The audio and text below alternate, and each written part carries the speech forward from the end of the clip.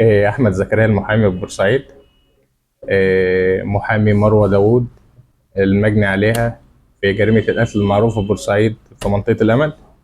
مدام مروة وزوجها الأولاني كانوا موكلين عندنا هنا في المكتب من حوالي أكتر من 10 سنين.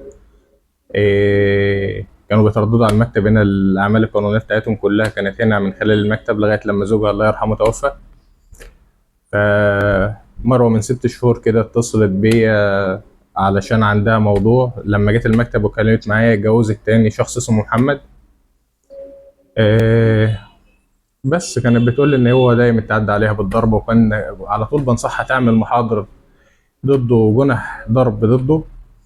بس هي كانت خايفة على نفسها وعلى أولادها، علشان هو كان دايم تهديدها بأولادها إن هو هيقتلهم أو هيتعدى عليهم بالضرب، علشان كده ما كانتش بيتخذ ضده أي إجراء قانوني. إيه، مرة من المرات محمد أخد مروة معاه شقة، قعد فيها شهر حابسها في أوضة من غير ولا أكل ولا شرب. كان اللي بيدخل لها أكل بالعافية كان ابنه من ورا باباه. بس وجت تقريبا من حوالي شهر مروة كلمتني، كان خلاص فاض بيها بقى، عشان لما كانت حتى منظرها كان باين، يعني هي كان وشها كله مورم وكان في جسمها جروح من الضرب اللي هو كان ضربه لها. وقلت لها نعمل محضر، بس برضه كانت لسه خايفة منه عشان التهديدات اللي كان بيهددها بيها. وكانت هتعمل دعوى فسخ عقد جواز بموجب الجواز اللي هي كانت متجوزاه لمحمد. وكنا منتظرين تعمل توكيل، بس حتى التوكيل كانت خايفة تعمل توكيل ليه أو لأي حد من السادة المحاميين عشان يمشي لها في الإجراءات دي بسبب التهديدات برضه اللي هو كان مهددها بيه. لغاية ما من يوم الواقعة يوسف ابنها اتصل بيا، قال لي أستاذ أحمد والدتي بتحتضر في مستشفى الزهور علشان محمد كان تعدى عليها بالضرب واحدة صابتها. أنا طبعا رحت المستشفى مش متخيل إن الموضوع وصل للدرجة دي. على ما وصلت المستشفى كان الحق أخد حقه، وكانت انطلق توفت الله رحمة الله. بس وبعد كده بقى باشرنا الموضوع في النيابة العامة. الرجالة طبعا بتوع اسم الضواحي اتخذوا كل الإجراءات القانونية ضده وقبضوا عليه. والموضوع اتحل للنيابة العامة. النيابة العامة بشرت فيه التحقيق، وحضرنا قدام النيابة العامة وقدمنا كل المستندات والتسجيلات وكل حاجة معانا، وأخد أقوال أهليتها وسمع لأقوال الشهود. والموضوع دلوقتي اتحل لقاضي التحقيق، وما زال التحقيق شغال في القضية.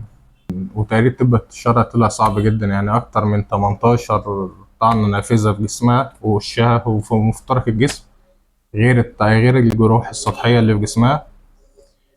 وأثناء مباشرتنا للتحقيق في القضية دي، بنبص تلاقينا المتهم في القضية عايز يودي الموضوع لموضوع شرف، ياخده إن هي بيدافع عن شرفه علشان هي سيئة السمعة، ويودي القضية في اتجاه تاني خالص.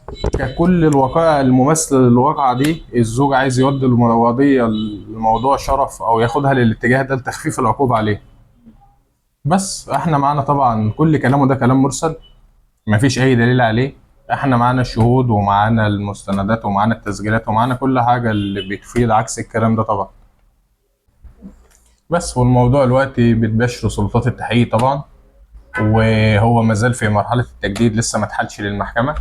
لما يتحل المحكمة طبعا هنباشر المرافعة في المحكمة وناخد أقوال الشهود تاني، وهندعي مدني ونطالب بحق اليتامى دول اللي أصبحوا يتامى أب وأم.